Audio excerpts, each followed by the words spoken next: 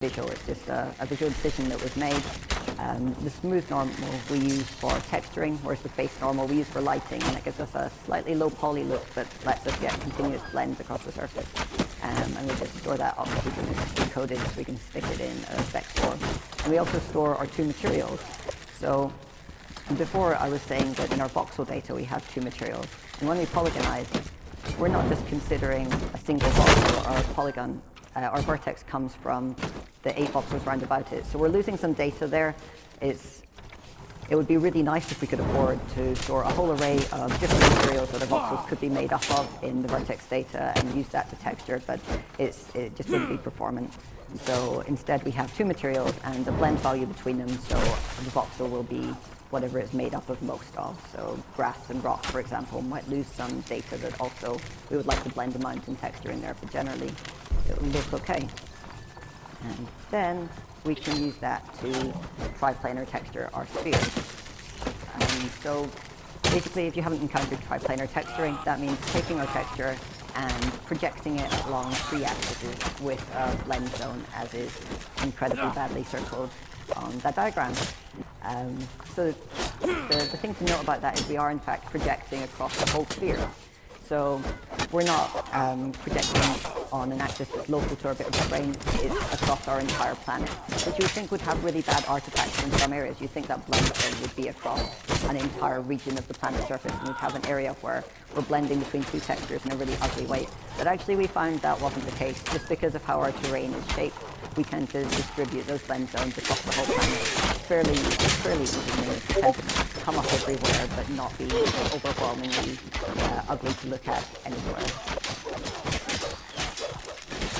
And in terms of the texturing, what we're passing in is basically a height map there. So I said that our vertex data had those materials and the blend value. What that actually means is that we have an atlas of textures that relate to those different materials, and we choose those and blend between them based on a height texture. And that's just an artist-created thing. We recolor it in the game, but it's an area where our artist creating something really carefully really outweighed trying to synthesize these textures. The other thing to note is that we apply these textures at 2 different scales. So we have a lower detail texture mapped over a much larger scaled, higher detailed, a higher size texture. And we just continuously replace those as you fly away from or towards the terrain. So far from the planet, you'll see the same texture, but at a much larger scale. And when you zoom in close, then we'll continuously replace and half those sizes and replace them down until we have a 2 scales of texture still. And that helps us with our terrain length as we fly into the planet. All right, so we have our terrain, we have it textured off in our shader, it's polygonized, we can render it, but it's not very interesting. We have to do stuff to it for it to be useful in the game. So a real important point is that when you're generating your terrain in game, your work isn't just generating that terrain. Things that you'd normally bake offline, for example, physics or navigation meshes, you also have to calculate as jobs in real time. And that takes up a way more significant chunk of our time than actually generating or polygonizing the terrain. And the first step in that is placing a bunch of objects. And again, that can end up being quite a significant cost. It's something that we do in computer shaders on PS4. And the basic approach is really similar to the noise that we're using for generating the terrain. So this is kind of a top-down view. So hopefully you can see the kind of green bits are grass, and there are some rocks and plants in there. And you can kind of picture quite quickly that might have come from some simplex noise, something like that. And we're just placing objects with a cutoff at the highest point, and we're also applying an additional layer of noise that just cuts down on the density to kind of really quickly give us control over the spacing that we want. The driving factors here are artistic, and this is something that Kate Compton talked about before, that if you ask an artist, then if you have a tree, that's kind of nice. You can have a tree on a terrain. If you have a tree with a small rock next to it or a small bush, that's much nicer. And if you can work all the way down in scale recursively continuously, the more stuff you add, the nicer it kind of gets. So let's have a tree with some bushes, some small plants, some petals at the bottom, and you start to build up a terrain in a nice way. So this noise-based technique is a way of doing that. We additionally use an offset grid, and that's just similar to the terrain-based techniques that I was talking about before, so that we can place gameplay objects and we really need control over how far apart they are. So we just split our screen into grid cells, and those should be active. So stepping through, we also place our terrain, our objects separately on our terrain across the logs, so we can place much larger objects on the lower log terrain. So here's log 2. Log 1, we're starting to add in some bushes and things. And log 1, we have our full set of objects, and we have our grass that's only appearing up close where that log comes in.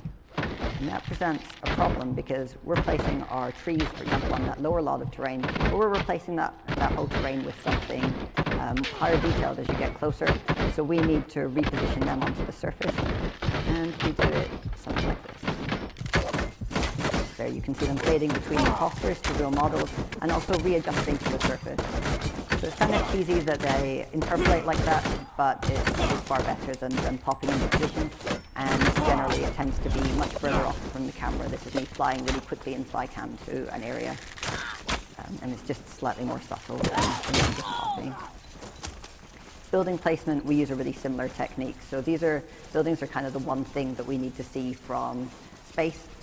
We need to know about their points before we get to the planet, which means we need a technique where easily we can take any point on our sphere and determine the nearest building. So we use an offset grid technique. So if we split our terrain down into regions, and we can consider each of these points as offset from the center of that, and quickly recalculate that from any position. You can generate a Voronoi diagram of this real easily. You can see your nearest building from any point. Okay, so now quickly I'll go through actually simulating on this world that we've just generated and covered in plants and physics and things. The first thing to talk about is our creature routines. They're one of the things that vary most based on how our terrain is generated. And not knowing where they can go is a significant thing. So as you can see in this GIF, we generate these paths for them to follow, but we don't actually add the creatures till you get in really close to them. So we know ahead of time where there potentially will be a creature, where that creature is going to be, and whether the camera is going to reach that point, but we don't bring it in until there's actually an intersection.